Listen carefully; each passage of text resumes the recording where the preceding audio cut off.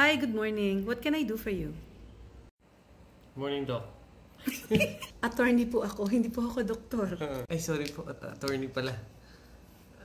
Halimbawa po, attorney, gagawa ko ng will sa may iwan kong property. Gusto ko yung kalahati, may iwan sa panganay na anak.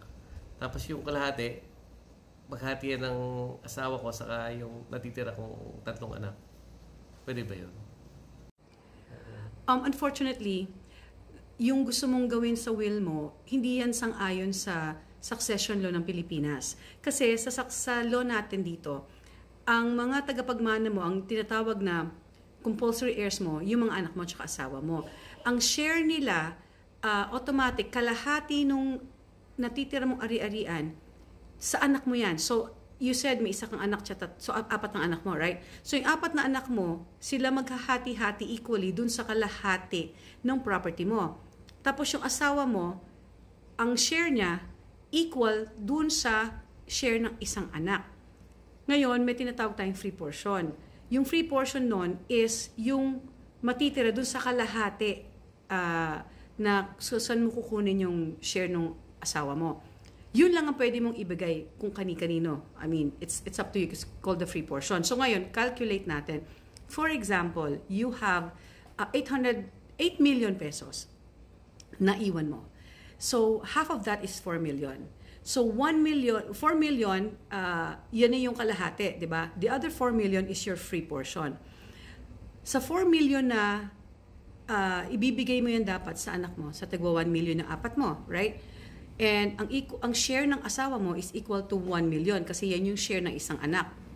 Ngayon, yung portion ng share ng asawa mo, dun mo kukunin sa free portion, which is the 4 million. So, yung 4 million, naghati-hati magkakapatid, yung 1 million nanggaling sa free portion sa asawa mo. Ang natitira na lang natin is 3 million, di ba? Now, yung 3 million na yon, pwede mo nang ibigay kung kani-kanino yon. So, mali ang sagot ko. Kasi pag kinalculate mo, think about it. So, meron ka ng, may natitira kang, di ba, 4, 5, may 3 million ka. Yung 3 million mo, pwede mo nang ibigay kahit kanino. So, pag binigay mo yung sa anak mo, magiging 4 million yung kanya. So, pasok, pwede. Sige, pwede. Pwede mo palang ibigay. Kasi nga, if you calculate it, lumalabas 4 million pwede mo ibigay 4 million sa kanya. Kasi free portion mo kukunin yung 3 million niya. So, yeah, pwede mong gawin. Pero tama lang yun doon sa calculation natin. Tumama, di ba? But that's not always the case.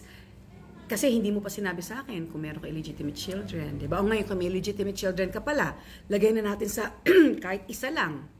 Yung illegitimate child na yon, ang share niya is 1/2 of the share of one of your children. So, example natin na 1 million, may 500,000 na share yung illegitimate child mo. So, ang matitira na lang is, 5.5 million na yun, 5.5 million na yung isa-set aside mo sa anak mo at sa asawa mo at sa illegitimate child. So, ang natitira na lang 2.5, di ba? So, ngayon, kung yung 4 million na ibibigay mo sa anak mo, lampas yun doon sa share niya. Kasi kahit ibigay mo yung 2.5 million sa anak mo, 3.5 lang yun. So, lumampas ngayon yung panganay mong anak ng 500,000. At kapag nagreklamo yung iba, and they go to court, yung sumobrang 500,000 niya, ibabalik niya yon. Yun ang tinatawag na collation. At sa susunod na episode na natin pag-usapan niya kasi masyado nang masalimuot. Naintindihan mo ba? Medyo naliwanagan na ako, attorney. Thank you. So, isa lang po ang inyong tatandaan. Kapag gagawa po kayo ng will, kailangan po talaga sang-ayon yan sa succession law ng Philippines. And in order for that to happen, you need to consult a lawyer. So, kung gagawa po kayo ng will, kahit po holographic will, kumonsulta muna sa abogado para malaman nyo kung anong pwede nyo ilagay, kanino nyo pwedeng ibigay mga ari-arian ninyo pagka kayo ay namatay. Until next episode, dito sa Konting Kaalaman, Malaking Katulungan with Attorney Tiny Rodriguez.